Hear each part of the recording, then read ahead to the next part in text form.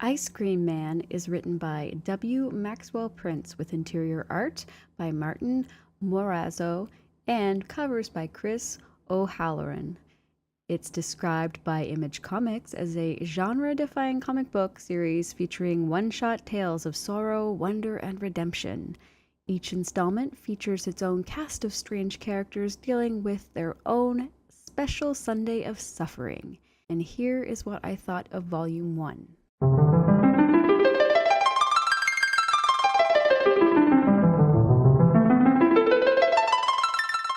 Hello comic book junkies, it's the Frog Queen here, and today I'm talking about Ice Cream Man Volume 1 from Image Comics. I have wanted to read this series since issue 1 came out, as the artwork really drew in my attention. There's something just deeply disturbing about these happy childish faces on the cover, and you know, that smile from the Ice Cream Man is just totally sinister. It's all in those big-ass teeth. The darkness in everyone's mouths is just so unsettling, and it really felt like a throwback to artwork I saw in the 90s growing up. It reminded me of candy ads, yet had this bizarre and nefarious undertone. Volume 1 collects all 4 issues of the miniseries, which I would personally describe as being more similar to Little Shop of Horrors or The Crypt Keeper than calling it genre-defying, which really implies that it's created an entirely new genre, and I really don't feel that is the issue here at all. I don't find that's true. That being said, I'm really a big fan of this type of storytelling. Each issue contains a unique story with a focus on incredible events that are hosted by the Ice Cream Man, who is pretty much a demon or a devil-type figure. He enters people's lives and essentially screws with them, and some people benefit from his interactions, but generally there is a large price to pay. This book feels like it belongs in 1992. It's interesting that the writer chose to use the Ice Cream Man, which also gives this a very nostalgic feeling. And I remember going to get ice cream from these dudes with the little bicycles attached to their carts, and I'd hear the little song and the little dinging of the bells, and I'd be in the park and they'd be there and I could get ice cream. This is all when I was a kid, of course. I can't remember the last time I saw an ice cream truck or a cart. I suspect maybe they are no longer common at all, which again makes this story feel a bit vintage. Each story plays off of different fears and actually makes you care about the characters regardless of the fact that you know that they are standalone stories.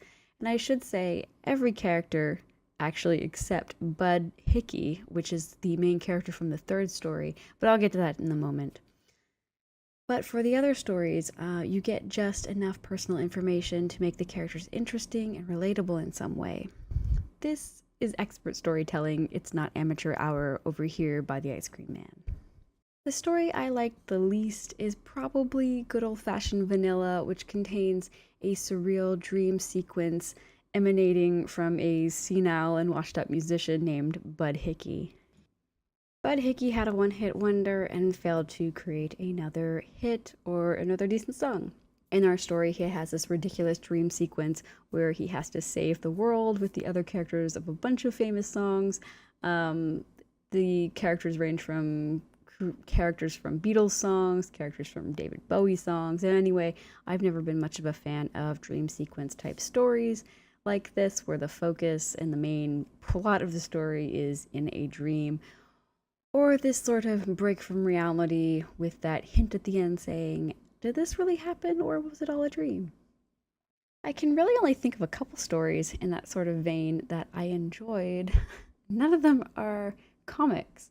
One being this great kids show on CBC called The Odyssey, where the kid is in a coma and goes into this crazy world run by, well, other kids.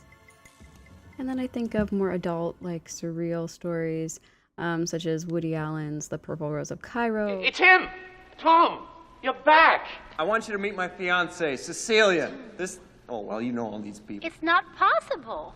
I'm in the world of the possible. Yeah? Well, you better get back in the story, you little weasel. Ah, you anticipate me. Follow me. Saints preserve us. Trust me. Just comes and goes like he pleases. Come on.